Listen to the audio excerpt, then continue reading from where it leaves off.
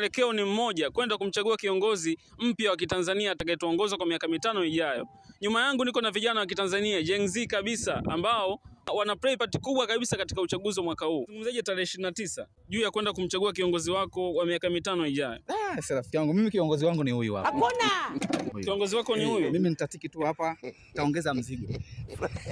Leo nimebeba mzigo mdogo, nitaongeza mzigo kwa na mzigo mkubwa. Ndugu mtazamaji, na wasiwasi ya kwamba Watanzania wengi hawafahamu juu ya haki yao ya kimsingi kabisa ya kumchagua kiongozi wao anayefuata. Labda tumuulize kijana mwingine wa pili. Mimi kwanza tarehe 29 sintokuepo hapa.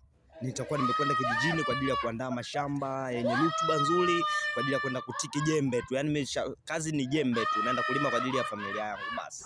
Kijana naye ameamua kuchagua, ni uchaguzi wake tarehe 29 ni kuchagua shamba lenye rutuba kwa ajili ya kilimo. Haya, kijana wa tatu tumsikie anasemaje? Kwangu mimi nasema bwana 29 tunatiki. Aise, tumempata mmoja bwana. 29 ni mwelekeo mmoja tu. Tunatiki.